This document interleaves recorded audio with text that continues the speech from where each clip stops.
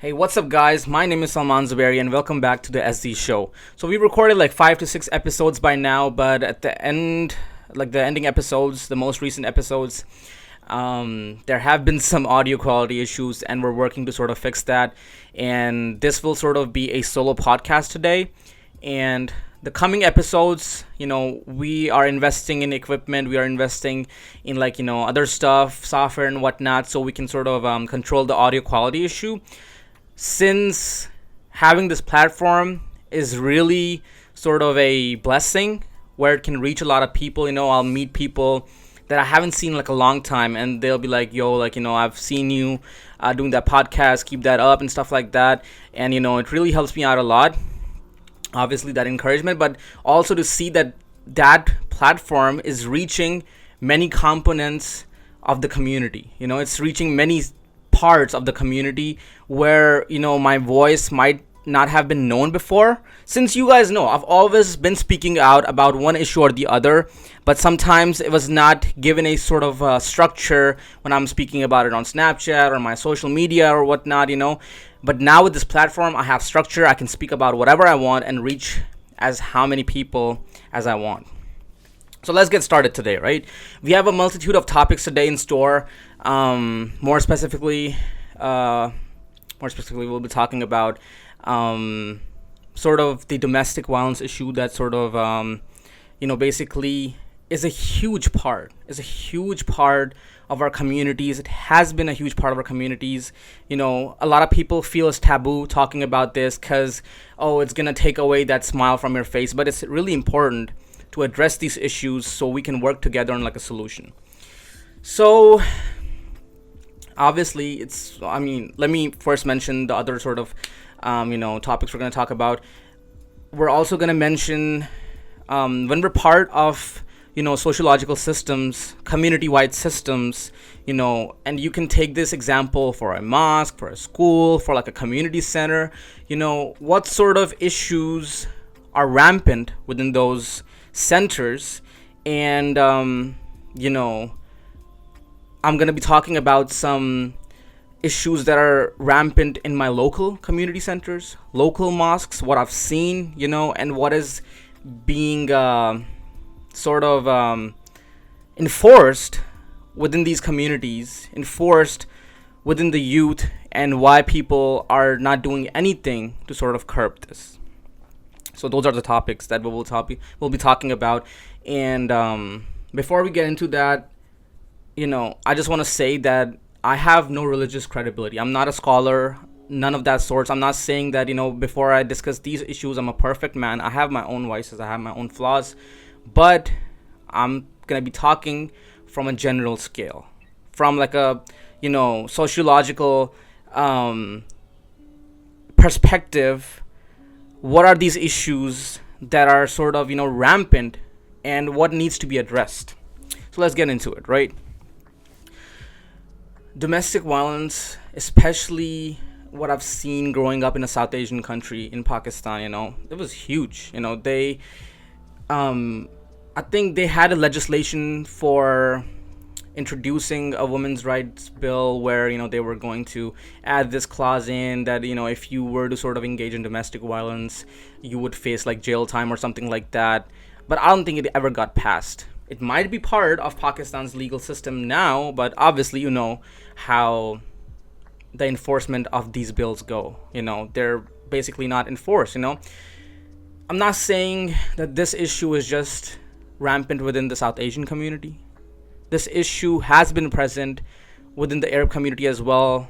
Most of my Arab friends that I've talked to, the people that have been connected to me, like African American communities, Arab American communities, South Asian, Pakistani American, Indian American communities, and it's not like they're not educated.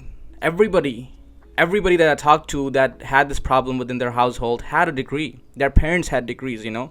It's a cycle of violence, and many people have addressed it as being a cycle which you have to break out of and whatnot. But addressing it is not enough. Solving this on the individual scale is not enough. We have to take community-wide action to stop this thing.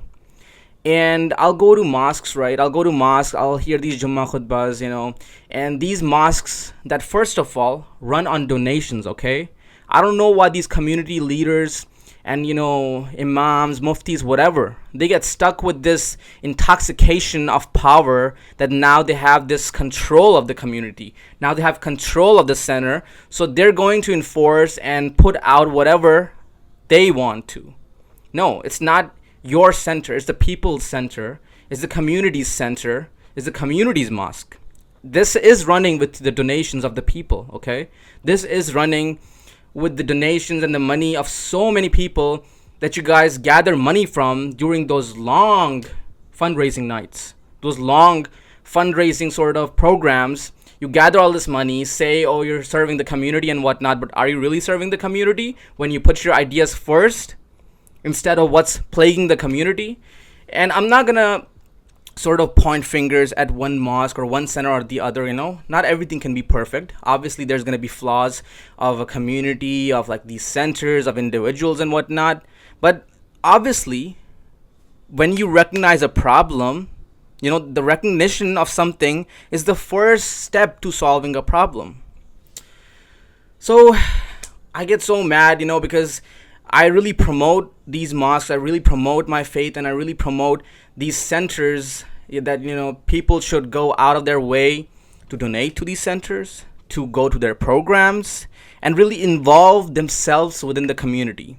But when people actually go ahead and do that, and these are people from all walks of life. When I'm telling someone to go to these centers, I'm not telling them that, okay, go to this mosque because, there's a lot of Desis there. Or go to this mosque because there's a lot of Arabs there. A community center, and especially mosques, which is obviously like, an Islamic place of worship, they should not be centered around, they should not be concentrated around a specific ethnicity. That is a trend that we've seen within the Chicagoland mosques. One mosque will be exclusively Arab mosque.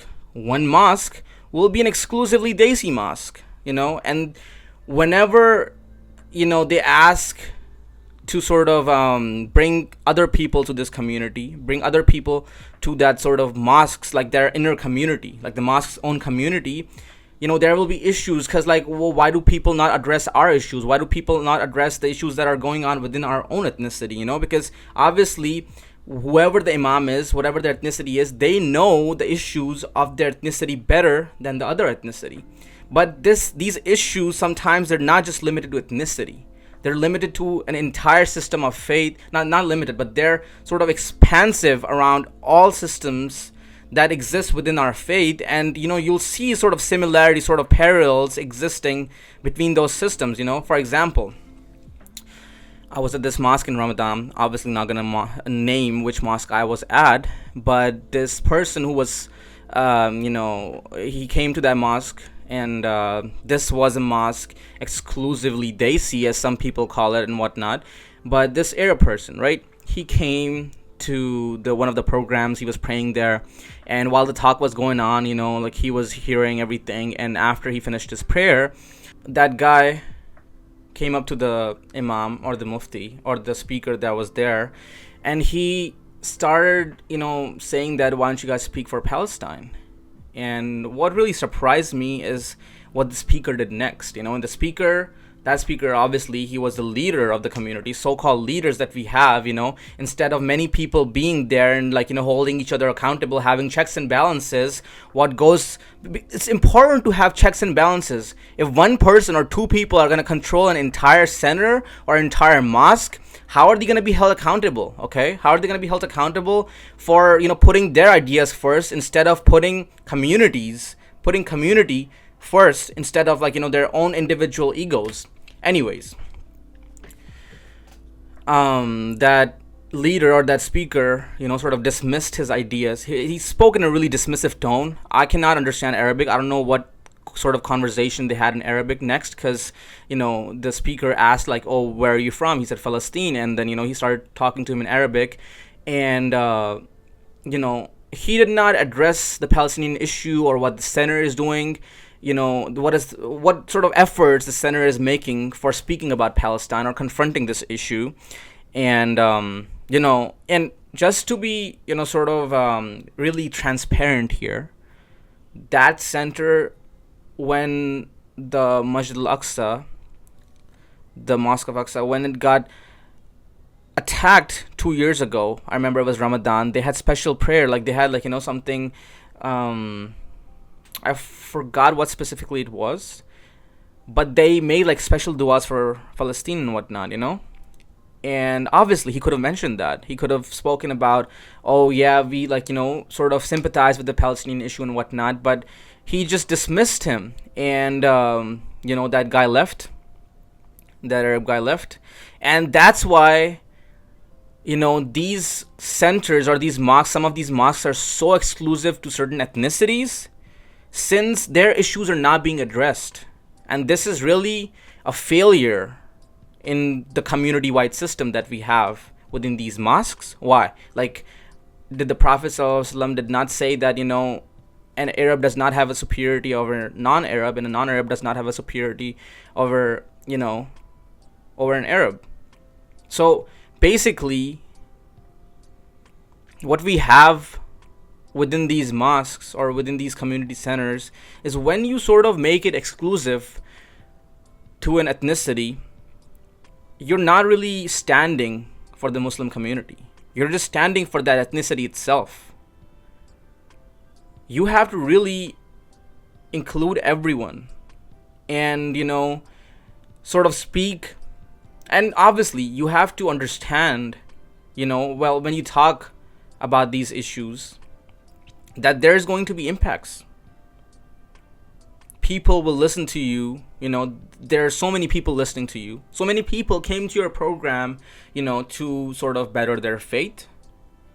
And when they see this dismissive reaction from a community leader, it really affects their thought process. It affects their mindset. It affects their long-term ideology of like, okay, this community leader was so dismissive of this person, and this person just left. What is that saying, And when you enforce this sort of process, this reaction, you just did that in front of a whole audience, right? So now you did not do this in front of like one person. If you did this in front of like one person, you would only influence that one person. But now you are influencing so many different people. And now maybe when people, like of different ethnicities talk to those people who are present there about their issues, maybe they are going to be dismissive as well, because their community leader did that. So the point is, we need to make our community centers, we need to make our mosques more inclusive. We need to confront the rampant racism that is present within our communities. And it's present within, both of the prominent Arab or Desi community. There's so many people still that come from back home that have these racist ideas. And I've heard so much crap about, like, oh, these African Americans, if you include them in the community, they're gonna do this and that. And these Arab Americans, they're like so arrogant. They've been like so arrogant. That's why there were so many prophets sent to the Arab land, because they are jahil or whatnot. Bro, what are you doing about your own problems, your own jahiliyyah that is present within your home? Are you confronting your jahil ideologies? The thing is, none of these people are self-accountable. They just want to blame other communities and not take control of the problems that are going on in their own house. You are beating your wife, you are beating your children, you're doing all that stuff, and just outside you're such a pious man, you're such a religious man, and you put this out, so people can sort of talk good stuff about you, so people can sort of see you in a good light. But what you're doing at home, you think nobody knows, but God knows. Allah knows. Allah knows that stuff, and you're going to be held accountable for that on the day of the judgment. The rights of the people, the rights of your own household members are being infringed upon. They're being violated. And we're not talking about that in the masjids. Okay? We had this whole 3-hour session, right? Before that, there was a session on mental health. in this one community program, or this one masjid program that I sort of attended in Ramadan. 1 hour mental health program, or I don't know how long it was, but the session after was considerably longer, and this was about masculinity and stuff. And obviously, the speakers that were there, they offered a lot of good points. But one of the people there, they were like, he was like, I don't care about what I'm gonna say, because obviously these community leaders, these imams, they have stuff to answer for. I don't have to answer for anything, so I'm gonna speak my mind. And he went on about different things, about different ideas. But then it came a point where he openly promoted violence. He's like, oh, if your children and whatnot are not listening to you, you should, like, he raised up his hand and whatnot. And, he was talking about disciplining and whatnot like that, which obviously his points I do understand from the point of discipline and whatnot. But make that clear. Make that clear, articulate about what you're saying, articulate about the background, the context, or whatever you're speaking, because right now in front of you are young minds. There's a huge audience, and people might take this action that you just made to go home and beat up their wives, to go home and beat up their sisters, to go home and beat up the women folk present in the household. And why are the community leaders, the imams, the muftis, who are so-called, serving the community, why are they giving them this platform? Why are they giving them this platform to come in front of so many different people and speak about this and have no accountability of what they're going to say? There has to be checks and balances. There has to be accountability about what you're speaking about. Okay? So that is one sort of issue, that I want to bring light upon. And I have to just say that domestic violence is a big, domestic violence is a big problem in the Muslim community. It is. And, we can't just push it away. We can't just say that, oh, Muslims, we're just, so faithful and, we're so spiritual that we don't even do these things. This is a rampant problem. I see no one talking about this. I see no programs about confronting this, no education about this. This is running rampant within our countries back home for the people who are immigrants. And this is still rampant within the United States. People are not speaking up against it, And why do people not speak up against domestic violence, right? Say, for example, you have a scenario where you have little kids, and you speak up about domestic violence, and you sort of call the cops and whatnot, and they sort of suspect child endangerment, and you are beating up the kids and whatnot, right? They will suspect child endangerment. They will take you to the foster care system. You're stuck with foster care parents, and there's a huge degree of abuse within the foster care system as well. A lot of people don't want to go through that, and that's why they never even speak up about the domestic violence that is going on in their homes, because they know that they will eventually be sort of transferred to the foster care system, and they don't want to do that. But besides from that, this cycle of violence could be controlled, that fire could be put into check if people had education about it. If on a community-wide scale, on a sociological scale, there was awareness about it. And there were perspectives, there were conversations that existed, that flourished, about these things. But unfortunately, there is not. And that is why communities keep on suffering. These cycles of violence, sometimes they're ancestral. They've been running. Your grandmother, got beaten up by her grandfather. Your mother got beaten up by her father. And now, you're beating your own wife. Because you've been conditioned to the same shit. You've grown up in that household, seeing that, the women folk have no respect, have no rights, and, they're being beaten upon. So you do the same thing when you grow up. When is it going to stop? When your daughter is gonna get beaten up by her husband? Is that when it's gonna get stopped? No. Sometimes people are so weak, they take no action. And the cycle keeps on going and going for years and years, And say there's an individual, right? He realizes that he wants to break out of the conditioning. He wants to break out of the cycle. He stops it. He's like, no, I'm not going to do that to my own wife or like my own children, when I'm growing up. Or I mean, like when I'm married. And, that's not enough.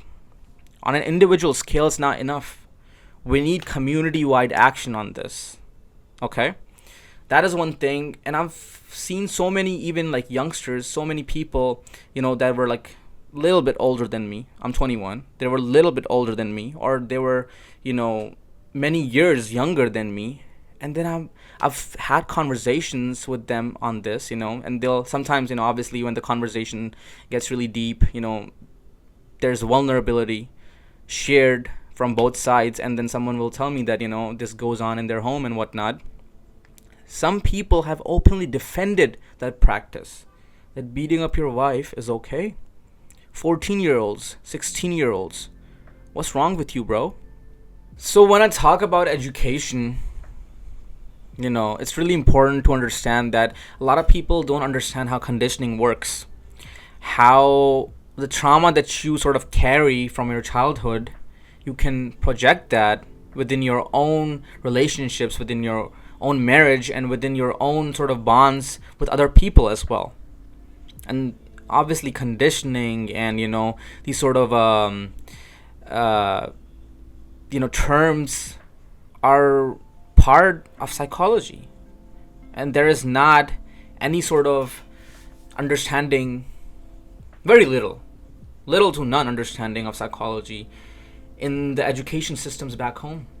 I can personally sort of vouch for this when I say that when I was growing up in Pakistan, there wasn't a subject of psychology. It could have really helped my development if I had that subject, and I would have understood how these things work, how the human brain works, how sociological systems work, which obviously sociology is a different subject. But when you can understand and analyze why certain people take certain decisions, they act on certain things, why they sort of,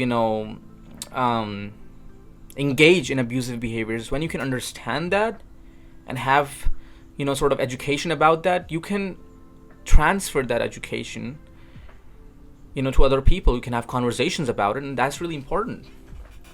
But it's not a part of our education systems back home, and especially like when you see like immigrants coming in. Obviously, like when we come in from different countries, I'm an immigrant myself, I can personally vouch for this. Say you have an immigrant uncle in his 50s. If you go to him and ask him, say he's like a general, blue collar working uncle, right? Working as a blue collar worker. And you ask him about what conditioning is, what are these psychological terms, ask him to reflect on if anything that he's been conditioned upon, you think he's going to be able to answer that?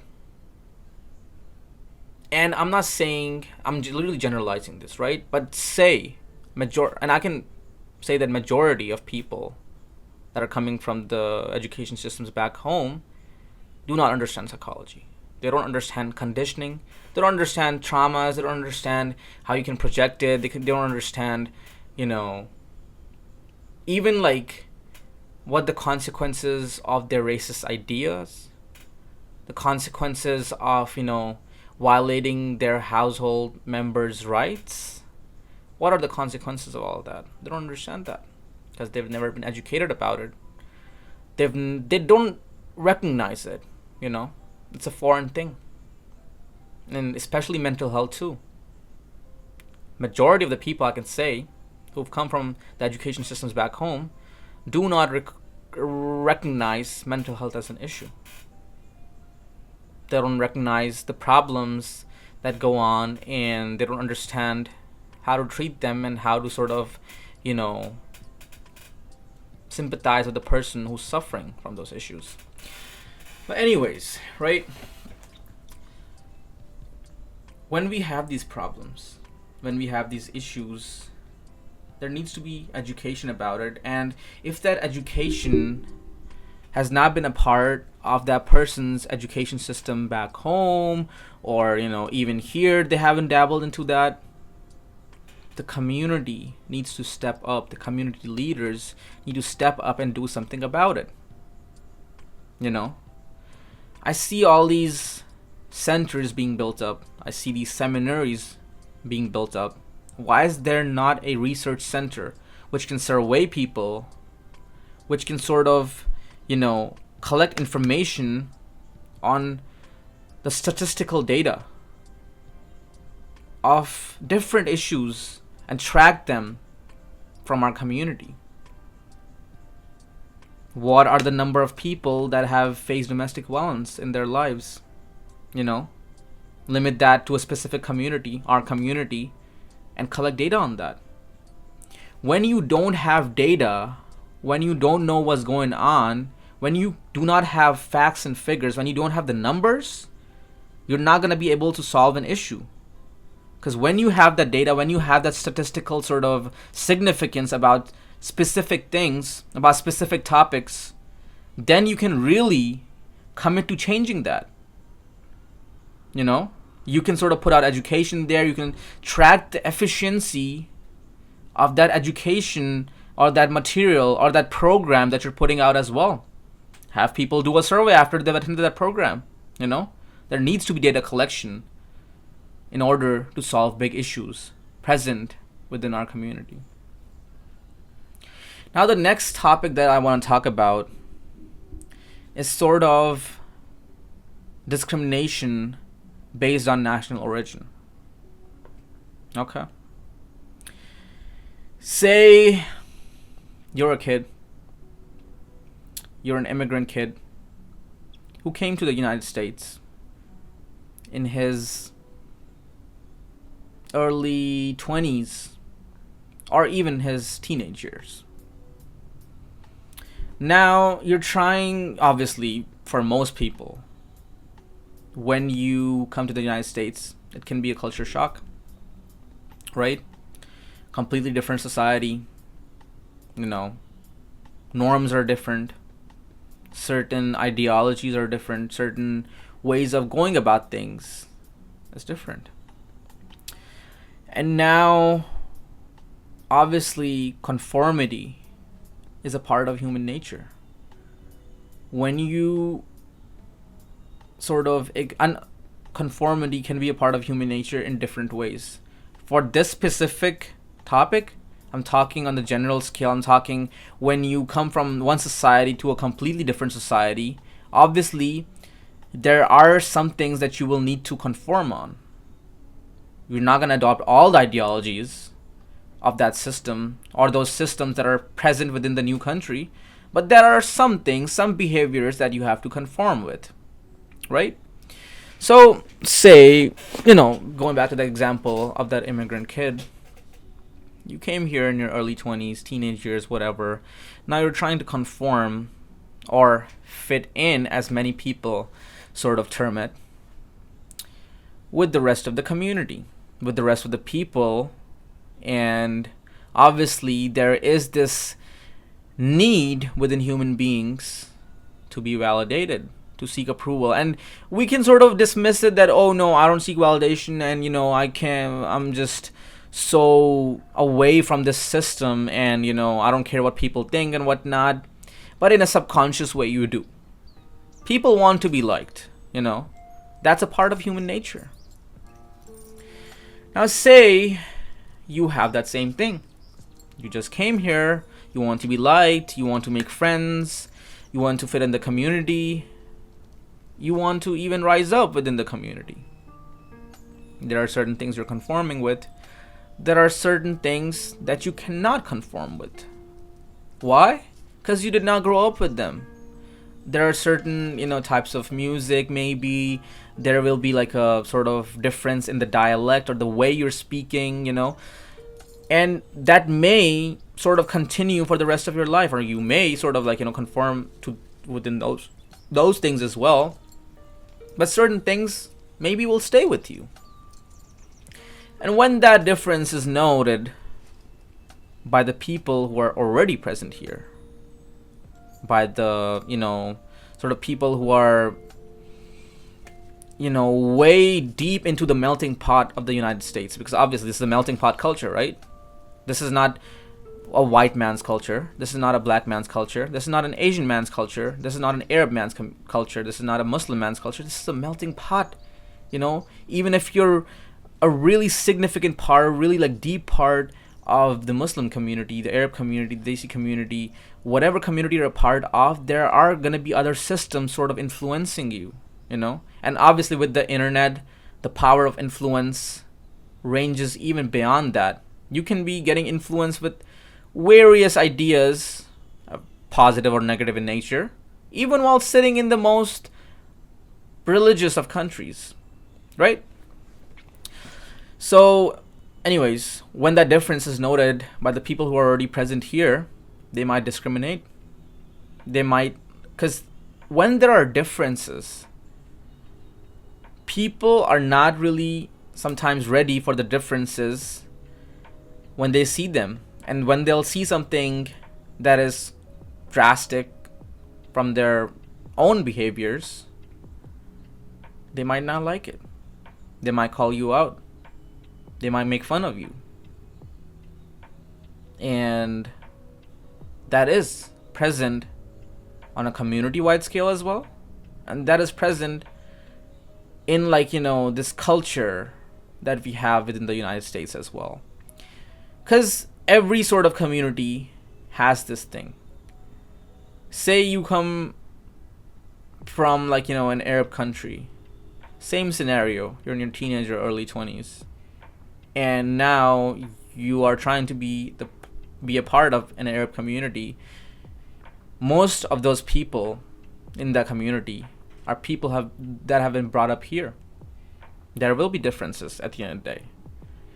But on both sides, we have to learn to be okay with those differences. We have to learn that just because you're speaking a certain way, or just because you understand certain music, just because you have different music tastes, does not make you superior. This just baffles me on such a gigantic scale that people, obviously we have this idea that you are not superior or inferior than anyone. This idea is a part of faith. You're not superior. Chill out, okay? Please do not put your ego so high that now you think that just because someone is coming from a different country and someone just came here and you know more than them. No, you do not know more than them, okay? They might be different in certain ways, but you guys have an equal opportunity at success within the United States. And let me remind you, this is the United States. This is not Europe. This is not a white man's country. By 2050 or 2070, the racial makeup, the demographics are already changing. White people will no longer be the majority of this country. So with that thought, let me also put it that English was not the native language of this country. Talking historically, the Native Americans, they originally sort of, basically owned this country. This is their country, okay? This is their country to begin with. Yes, the colonizers came. They brought all this industry and whatnot with them. But that doesn't change the facts that at the end of the day, this is a melting pot. This is a country of immigrants. Immigrants built this country, and just because a new immigrant is coming in and they're speaking in a different way or saying shit that doesn't make sense to you, doesn't give you a right to discriminate against them, doesn't give you a right to make fun of them. And when I sort of talk about these topics, right, people will come up to me be like, oh, who did shit with you? Who talks shit to you, man? Or is there something that's going on? Or did you get discriminated against or whatnot? No, this is just a general issue that I want to bring upon. So as I was saying, Growing up here does not make you superior.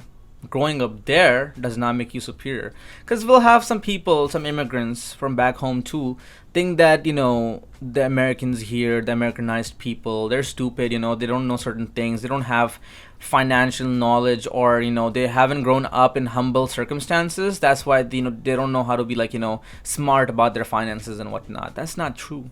Even people out here are smart about their finances. They can have the same amount of knowledge. A person from here and a person from there have an equal opportunity at success. They have an equal opportunity at seeking knowledge.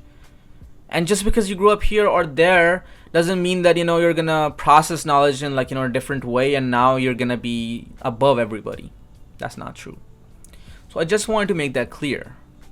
And, obviously I faced this issue back in high school when I was really young, and I never wanted to actually have this push, or I never had that pressure to fit in. Oh, I'm just gonna start acting differently, or say certain things in a different way just because I want to fit in. No, certain things, obviously certain slangs become a part of your language when a lot of people are saying that around you. That's not necessarily trying to fit in. That's just like, it just happens by itself, since it's a part of language, how communication happens. So just to communicate effectively, you sort of pick up on that, right? But I'm not gonna say that, oh, some person who's not speaking like this is not my friend. They cannot ever be my friend, and I'm gonna just single them out because they're not speaking that way. A lot of people do that. It's shameful. So national origin, remember that. It's not a factor that you can sort of discriminate a person against. Since we're talking about melting pots and whatnot, now we have to understand, as Muslim Americans, this is a melting pot in which you see all the facets, all parts of the Ummah coming together. You have Arabs here, you have Desis here, you have Central Asian Muslims here, you have Indonesians, you have Malaysians, you have Russians, you have a lot of Uzbekis, you have people from Tajikistan, you have people who've grown up here, as Muslims from the first day, since the original, people that were a part of the United States, and the slaves that were brought in, and when the whole slavery thing was going on, a lot of African Americans at that time, they were Muslim too. Islam has a really deep history in Africa, and people sort of fail to realize that. People sort of fail to actually celebrate that. African American Islamic heritage should be celebrated. Now, this idea of national origin sometimes also becomes an issue when people are sort of deciding to marry within the community. I see a lot of issues. I see a lot of cases when someone wants to marry, and their parents are not letting them, just because they're Arab, just because they're African American, just because even like when you're South Asian, right? You speak the same language. You're mostly speaking the same language. Obviously, there's South Indian languages as well. But say you have understanding of Hindi or Urdu or whatnot, people don't even parents don't even let the children marry within the same culture. It's the same culture, bro. They have so much animosity against this idea of even marrying a person from a different country. Say you're Indian, they don't let you marry if you're Pakistani. Say you're Pakistani, they don't let you marry an Indian, And this issue is so rampant. There's so many marriages that fail to happen just because this issue is there. And even though the caste system sort of should become irrelevant here, when we're sort of flourishing as Muslims within the United States, it's still there. People don't marry into certain castes. Certain castes don't want people of other castes. There's obviously Maimons. There's Sayyids that don't accept non-Sayyids. And really, the Prophet ﷺ, in his last sermon, obviously there's a strategic significance behind every one of his commands, behind every one of, the ideas that he shared, the perspectives that he shared, that are shared as hadith. But in his last sermon, what he shared, there is a strategic sort of significance behind the timing. Why did he share this in the last sermon? Because it was a message to the upcoming communities of the world, to the upcoming Muslims that will sort of, come and, will be born until the day of the judgment. And what did he say? That an Arab, what I just said earlier, that an Arab has no superiority over a non-Arab, and non-Arab has no superiority over an Arab. These ethnicities don't matter.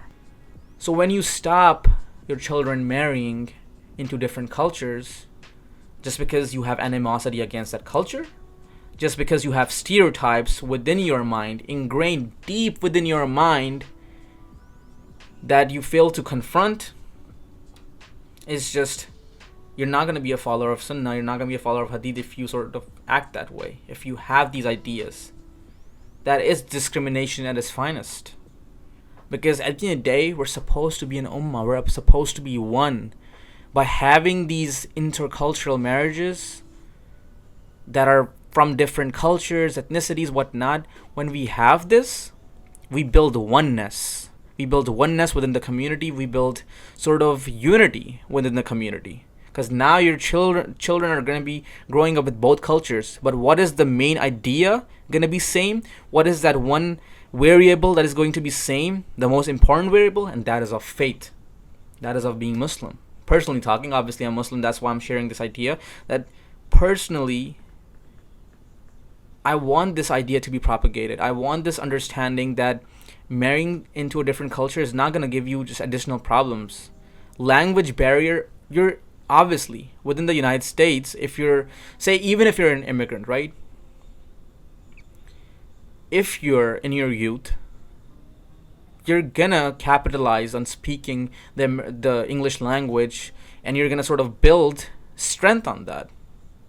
You will be speaking English just fine. And say you find someone from a different culture or different ethnicity, it shouldn't, give you this barrier that, oh no, I have a language barrier. I listen to things in my own language. I listen to speeches in my own language. I'm more comfortable with my own language. Obviously, there's preferences and whatnot, But that shouldn't be a barrier. To build unity, you have to share these things, share marriages. You have to share, different systems.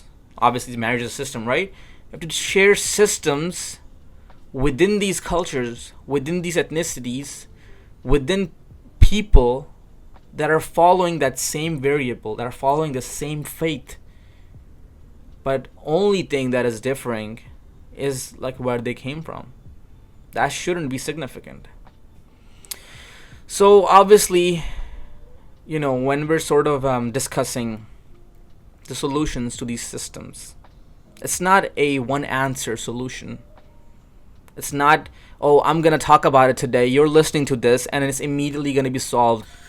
I also want to address another issue which sort of becomes a part of the immigrant community. When we come out to Western countries, we don't really identify ourselves as being ingrained or being a part of that country or that, sort of identity itself. And that can be problematic in a number of ways, right? When you're coming out here,